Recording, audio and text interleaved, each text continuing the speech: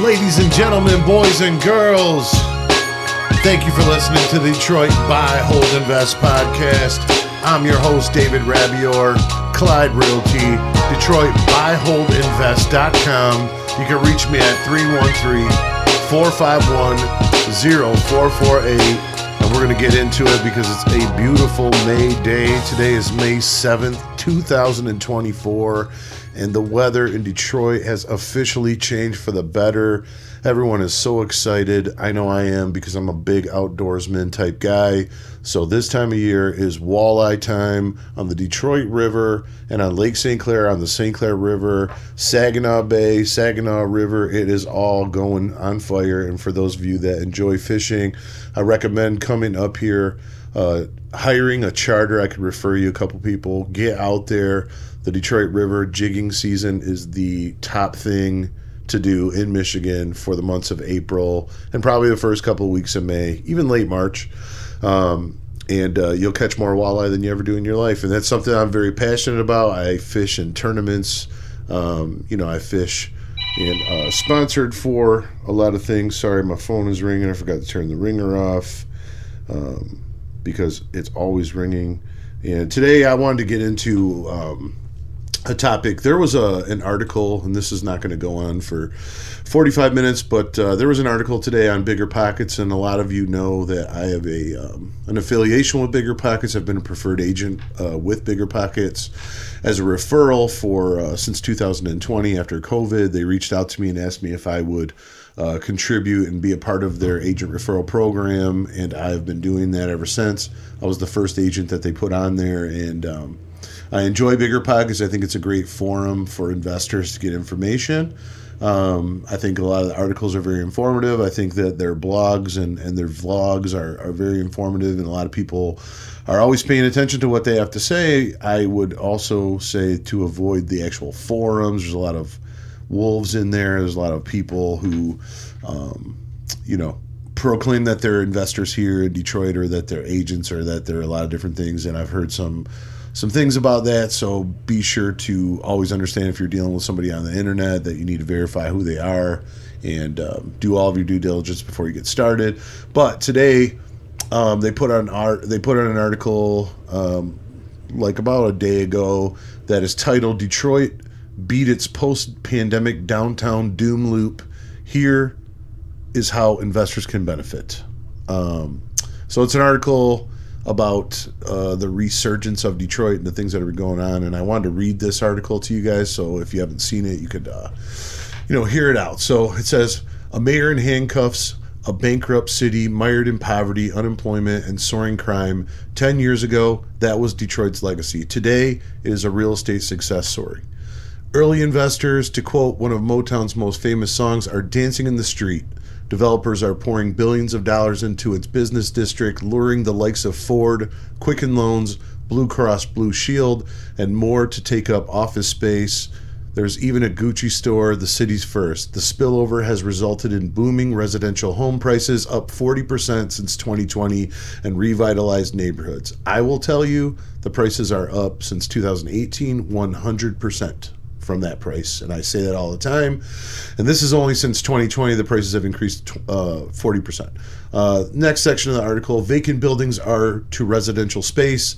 Detroit's tale is one that other cities such as Pittsburgh, Washington, D.C., New York, and San Francisco experiencing the post-pandemic downtown doom loop of empty offices and increasingly vagrancy could do well to emulate. A total of 40 plus major construction projects have been completed or are being completed downtown since 2018, and thanks to new construction and repurposed former vacant buildings, there will be 9,567 more residential units in 2024 than in 2021.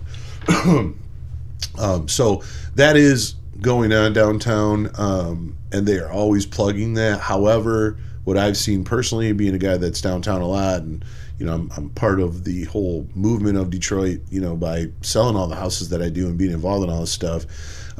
There is a demand for housing downtown, but that's mostly from people that come from other markets that want to live and work in close proximity and live downtown. A lot of people from Michigan prefer to live outside of the downtown area and commute into downtown, but there's not a lot. I mean, it's not like the downtown Detroit market controls the employment market. I mean, it's like a very small percentage of people as a whole that work downtown, but there are a lot of luxury lofts and condominiums. There's a lot of demand for apartments and stuff like that. And there's a, DMC down there for the medical center. There's thousands of people. There's, Wayne State. There's all the employment and stuff all the way out to New Center. So there is a demand, and 9,567 more residential units. If you talk to an agent that does residential real estate down there, I don't know that they're going to be 100% confident that they could move that kind of inventory in a short period of time, because it's just, in my opinion, it's not going to happen. But there is people living and working downtown. There's a lot of cool stuff down there. There's great businesses. And post-COVID, they had it really going before COVID. And when COVID came in, a lot of businesses shut down, unfortunately. But, we've climbed our way back. And just recently we had the NFL draft downtown, which was insane. And there were so many people down there having a good time. And that's just something that, growing up in the city of Detroit and being from here, like, that just wasn't a thing until the recent times. Back in the day, unless you were going to a Tiger game, or you're going downtown for Cobo, or the Joe Louis Arena for the Red Wings or something, there was really no draw downtown. And there wasn't like people dancing in the streets and whatever. You have your Greek towns down there, you have different bars and restaurants that people like to frequent, but it wasn't consolidated as it is right now, with having Ford Field and Little Caesars Arena and the Fillmore Fox Theater down there, all like right by each other, and all the restaurants that go to it. And you can essentially walk now from Ford Field, Comerica Park, all the way over to like Greek Town. And you can go eat, you could hit the casino, you could walk over, catch a game, you could walk back over, catch the bar for last call or whatever, maybe have a few drinks. There's a lot of cool stuff that you can do that you used to just not be able to do. So moving on. Next title, Preserving and Repurposing Historic Buildings. In this respect, Detroit has exceeded where other cities have failed, in part because many of the city's downtown office buildings are almost a century old, with small floors and stylish architecture that convert well into residential buildings, unlike the 1970s and the 80s glassy towers in other cities. So Detroit hasn't focused on that. There's some really awesome, like the Fisher Building, like it's just historic, and you have to go to see it. Anyway, spearheading this conversation is Dan Gilbert, a Detroit native and billionaire co-founder of home lender Rocket Mortgage. This pioneer moved his company into downtown from the suburbs in 2010. He told the Wall Street Journal, quote, "We really had three options: extend the leases, go to some farmland and build a campus, which wasn't really attractive to us, or come downtown and fill up some of these beautiful old buildings that we really loved," unquote. And Quicken Loans is a force downtown. I'm not a fan of them or their business practices, and I think they're horrible as a lender, but that's a whole different story. But they have invested millions and millions of dollars into moving into downtown, taking up a whole bunch of space, bringing a lot of people. And that's where a lot of these people are coming in from cities like New York, Chicago, Boston, and they're coming to Detroit, and they want to live downtown because that's, in those cities, that's what you do. You live downtown. It's an urban environment, and that's what people want. And so that's what they want to do. So there's always going to be a demand with these companies bringing in a lot of these people with young college graduates that are looking for their first shot in certain industries. And Dan Gilbert and Rocket Mortgage and Quicken and all that stuff has been able to do that time and time again. But I'm not a fan of them, and I'll continue to beat that drum until I die. Next title, Making Downtown a Destination for More Than Work. Gilbert's companies bought more than 130 properties downtown, spending billions on revitalizing the city and encouraging other companies to take advantage of cheap office space and gorgeous buildings. Ford Motor Company, always synonymous with the city, is spending $900 million to redevelop Michigan Central, which is the train station. The city's abandoned train station opening in June, and surrounding properties startups streaming in. And that's true. They took over the old Central train station in Southwest Detroit, which was just dilapidated and sitting, looking like a building from Gotham City with no windows in it. And it was just tagged up with graffiti and spray paint, homeless people living in there. They're pulling out dead bodies here and there, and people going in there to shoot up dope and all kind of stuff. And it's just, it's just one of them things where they took it over, they spent so much money, and now they've unveiled this new headquarters. However, on the other end, the GM, company GM was in the Renaissance Center forever, and they own it, and they just recently announced publicly that they're not going to stay there anymore and they're moving somewhere else, but they're still going to be downtown. And now we have the Renaissance Center, which is going to be this so much empty space that's going to need to be filled, and I'm not sure how exactly it's going to be done. So that's another thing. So next title, Best Investment in America. Residential property values in the city climbed an average of 23% last year, marking the seventh straight year of growth.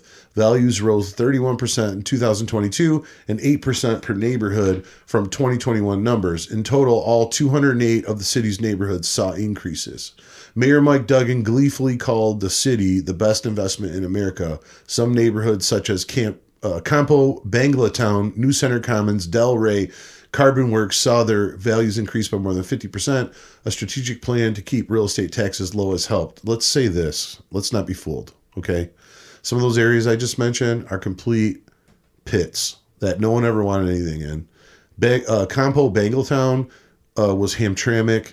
They found a spot of the city that was completely dilapidated. The Bengalis, Yemeni and Arabic varieties like that took it over, and they were able to make it into a town to accommodate their ethnicities and their Muslim beliefs and stuff, and nobody was using it. The city gave it to them and gave them the opportunity to do that, and now they've created Hamtramck into basically similar to Dearborn, where it's mostly populated by Arabs and people of Islamic faith, and they do their thing there and no one cares, okay? So that was that thing. New Center Commons, never understood why New Center wasn't more popular, but it is coming back, and it's right outside of the New Center area. That's going to be high end because it always has been, and it went to crap. Delray is because of the Gordie Howe Bridge, the international bridge crossing. That's all going to be a bridge, going to and from Canada. That area was a pit forever. No one cared about it, and it was just sitting there, and it was the ghetto for a long time, and now they've come up with a purpose. So anyway, since 2018, Detroit property values have exploded, not your tax rate. Duggan said in a statement, it stayed down, and today the average Detroiter is being taxed at half their assessed value. That's how we tax in Michigan with SEV, which is half of your value. Detroit charges excessively high amounts of taxes on your standard $80,000 house. The taxes are like $2,400 a year. So they're not doing any favors. That's a smoke show. So let's move on to the next step. A haven for house flippers. As such, in recent years, Detroit has been a haven for house flippers and new residents. Duggan said about 15,000 homes, as well as parks, streetscapes, and streetlights saw improvements. He also mentioned the Detroit Land Bank's declining inventory, which has gone from 45,000 abandoned homes in 2014 to less than 5,000 today. Yeah, and the city and the Land Bank have backdoored a very large portion of that for their own profit, but that's a whole different conversation. Today, Detroit remains extremely affordable. According to Realtor.com, the median listing home price is $89,900 and the median sold home price is $79,000. Although the current 4,236 homes for sale cover a wide range of prices, everywhere from $750,000 for a lot to $8.6 million for a 36,000 square foot multifamily property. Investing in raising a family in a decent Detroit neighborhood is extremely achievable, and I approve that message. It's extremely achievable and heavily gentrifying in certain areas, and I say this all the time, and Detroit is surging back, but there's always, your highs and the lows, so I'm always going to point out negative when I point out positive, so I can keep this fair and impartial. Next section. Rents have also increased in the city, making it a profitable place for out-of-town landlords to invest. They often buy houses for cash. The same amount of money would only pay for a down payment elsewhere, which is totally true. The average 3-bedroom house with a basement and garage that is able to be rented on Section 8 for $1,300 is average about $85,000. Beat that anywhere in the country. Show me where it is. I'll go buy there too. Market sales are 58%.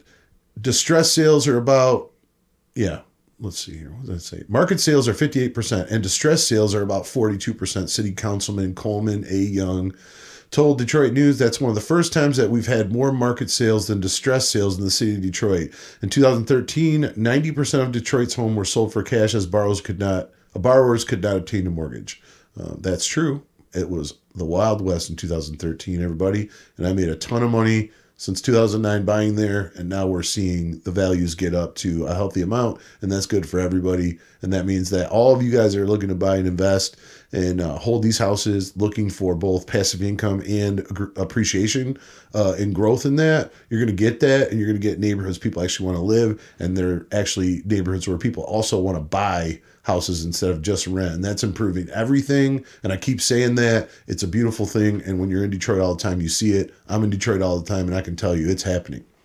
But it says, but there are still issues. Despite the massive new development and rising house prices, investing in a Detroit fixer-upper is far from a cakewalk. As the New York Times article reveals, finding a quality, honest contractor can still be tough, and nefarious characters are around ready to steal your tools and money, and worse. Welcome to Detroit is a phrase often used by jaded police officers when out-of-state investors fall victim to crime.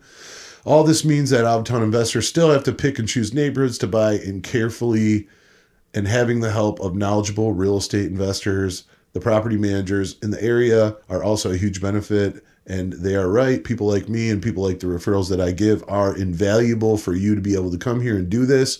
We are honest. You can prove it by looking us up online, talking to us, asking around. We have no problem proving you and showing you already that we have the ability to help you avoid all these pitfalls. And Detroit Buy, Hold, Invest is there for that. And you can hold us to it. And people are having a tremendous amount of success by utilizing me and my services and all my vendors. So moving on. Other cities like Detroit where investment makes sense. It's hard to find cities like Detroit where house prices are still incredibly low, and yet tremendous development and appreciation have occurred. That's because Detroit scratched its way up from the bankruptcy when the loose change in your pocket could have bought you a home there a decade ago, which is true. I bought my first few houses for less than $1,000. Other major cities experiencing downtown problems are still too expensive to invest in, whereas other affordable Midwestern cities such as Indianapolis, Minneapolis, and Cleveland have been losing workers in their downtowns, resulting in a loss of residents. However, several Midwestern cities such as Canton and Akron, Ohio, Omaha, Nebraska, and Springfield, Missouri have emulated Detroit, reinventing themselves with new businesses and attracting new residents. These cities are ripe for investment. Beginning the investment journey here means comparing house prices, rental rates, and talking to real estate agents and property managers. You don't need to do that because you found the guy you need in me, Dave Rabior, Clyde Realty, Detroit Buy, Hold, Invest.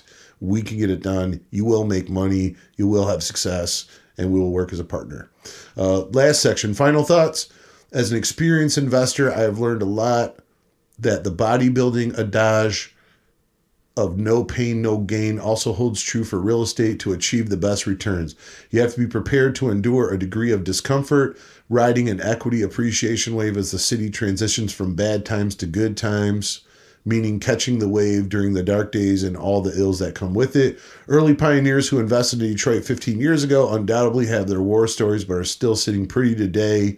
However, the house prices are still low enough that investing here still makes sense. Absolutely agree with that.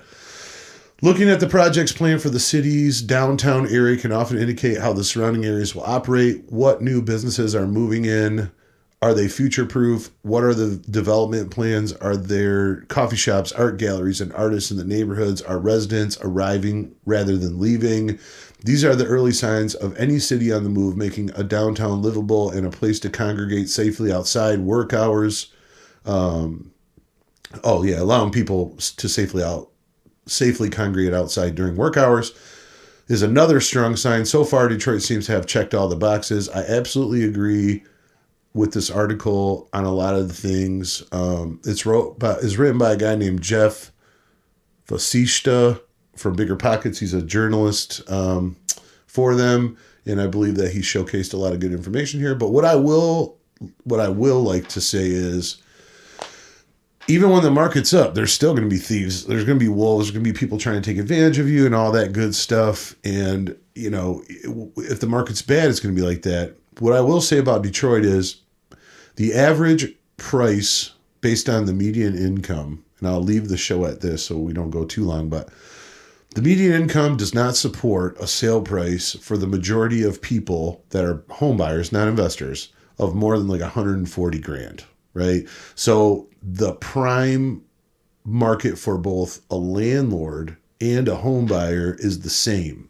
So you have people who used to be able to buy in like East Point, Roseville, Oak Park, Hazel Park, Warren, St. Clair Shores in the south end, and then on the other side, like by Telegraph, Redford, for example, Farmington, stuff like that. And then on the back side of it, you got Dearborn Heights, you got all that stuff over by Warrendale and Aviation Sub. So now you can't buy, as a home buyer, you can't get what you want for 125, 130 grand no more. You just can't do it. So now people have to look at Detroit because they can get themselves a 3-bedroom house with a basement, a 2-car garage, all brick, brand new roof and windows, completely remodeled for like under 130,000 in a lot of cases. And so people are starting to buy to live in Detroit because they just have to. If they really want a house and they have a certain need for square footage or bedrooms or whatever, they're not going to go and spend 8% interest rate and buy something they can't afford in a neighborhood and get half the house. So they're starting to buy in Detroit. And because of that, every house that those people move into begins to get cleaned up. It has flowers in the flower bed and a new roof, and it's got, all the personal touches on it. And then people like me drive through those neighborhoods and say, hey, landlord, here's a great deal and here's why. And when I go out to investigate that and take the videos and do the walkthroughs for people, I'm like, hey, the house is good, but let's look at the street. Look how nice it is. Look at all this stuff. Look at the new cars people are driving. Look at, they got their kids outside playing, and you got, people just living their life. And then investors say, I want to buy there because people are going to want to rent there, and I can keep my tenant a long time. That's how I make money. And this is how the whole thing works and how it all comes together. And Detroit is definitely doing that. And if you're not on board, in another 5 years, like these $80,000 houses are easily going to be $100 grand. They just are, because the cost of living is increasing. People's wages aren't going up. Inflation has become a real bitch. Right? I mean, everything is like double, and people are not getting raises at work. They're not making more money to account for the increase in everything. So they have to make a decision. If they really need something, they have to be more budget conscious.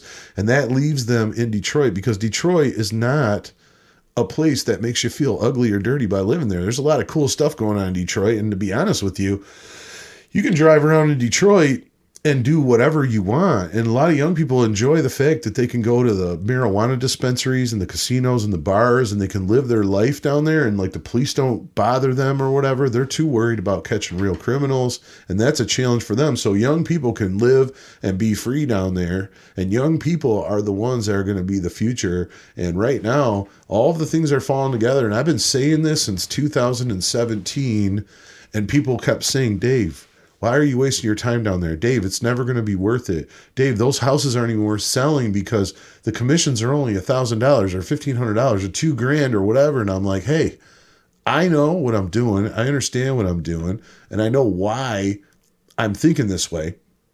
And in 5 years, you guys are going to wish that you got in on the ground floor. And all these retail agents that I knew, there's only a handful of them that are even agents anymore. And the ones that are coming to me going, yeah, I'm thinking about working with investors and being an investor agent in Detroit now. Or they're already starting to do it. And they're too late because the big dogs took the market share. And now we have the consistent flow. So you can get your breadcrumbs here and there and your nickel and dime. But the big guys are the big guys, and they just keep getting bigger. And post-COVID, I went to a whole nother level, just like a lot of agents like me did. And there's only probably 10 or 15 agents in Detroit like me that are really doing volume, and they're really working with a lot of investors, and they got a good reputation. The rest of them are all fringe agents that are just picking away at what's left over. You want to deal with someone who's got market share and power as an agent and influence as an agent and an investor and as just a general human being. And you get that by being one of the forefathers of being around in this stuff. And at this point, that's what we are. And there's only a few that are like us. So if you're thinking about buying in Detroit, hopefully this article was helpful for you. Hopefully you get a better understanding of Detroit and how it works and what's going on and stuff like that. And I'd be glad to have a conversation with you to get into more detail about certain areas and certain processes and things of that nature. So feel free to reach out to me. Again, Dave Rabior, Clyde Realty, Detroit BuyHoldInvest.com. You can reach me on Detroit BuyHoldInvest at gmail.com. You can reach me at my name, David Rabior, at gmail.com. You can call me at 313-451-0448, or you can pick a social media outlet, pop in Detroit, Buy, Hold, Invest, or my name, David Radula. We're going to pop right up. Feel free to research us on Google or Zillow or wherever you want, or ask people locally. We're here for you. We're ready to do business. We want to help you grow your rental portfolio and your success long term. We're signing off. Thanks for joining in. We appreciate it. Have a great day.